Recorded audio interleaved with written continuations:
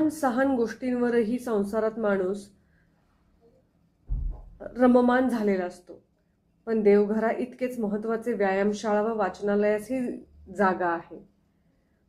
शरीराला व मनाला हे विकसित करणारे मोठे माध्यम आहे.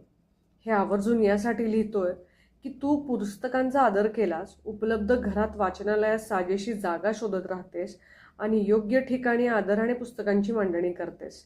एवढेच नाही तर दसरा सणात शस्त्राची पूजा करतात. आता राजे महाराजे युद्ध या भूमिकाच नाहीत. बदलत्या युगात जो मनुष्य जे काम करतो त्यास अनुसरून असणारी अवजारे म्हणजे शस्त्र. आपल्या शस्त्राची पूजा. आज पुस्तक हे मानवाचे महत्त्वाचे शस्त्र आहे. दिनांक 23 एप्रिल हा तर जागतिक पुस्तक दिन म्हणून सर्वत्र साजरा केला जातो. एवढे महत्त्व पुस्तकास आहे. या पुस्तकाची पूजा तू आवर्जून करतेस. खरंच तुला पुस्तकाची आवड आहे व त्यावर तू मनापासून प्रेमही करतेस.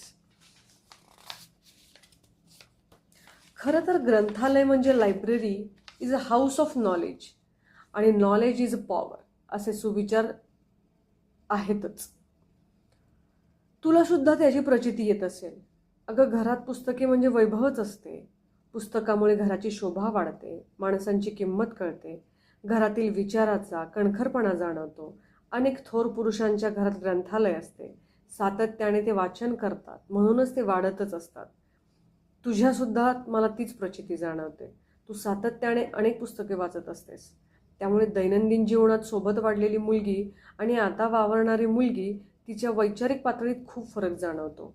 आवर्जून वैचारिक विविध विषय काढणे, त्यावर चर्चा करणे, वाचनातून प्रगल्भ झालेले विचार मांडत राहणे हे सगळं जाणवते.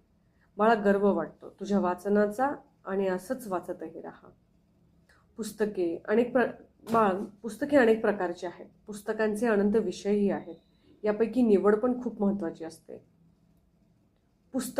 तुझ्याकडची पुस्तके पाहिली की तुझा पुस्तक निवडीबद्दलही कौतुक वाटते. पुस्तकांची मैत्री माणसाला खूप हितकारक असते. पुस्तक माणसाला एकांगी पडू देत नाही. पुस्तकाची आवड निर्माण झाली ना की कोणी नसलं तरी चालतं एवढी साक्ष पुस्तक देतात व त्यातील विचार माणसाला तारतात. मग पुस्तके साठवत राहा, वाचत राहा. घरातील एक उत्तम ग्रंथालय बनव. तुझ्या विचारांच्या आणि कर्तृत्वाचा प्रकाश दिसू दे. इतर मुलींना, विद्यार्थ्यांना त्याची प्रेरणा घेता यावी एवढी शक्ती तुझ्यात असू दे. आणि एक पुस्तक वाचनाचा व साठवणीचा संस्कार घरोघरी जाऊ दे. तुला शुभेच्छा. तुझेच बाबा. थँक्यू बाबा. Thank you everyone.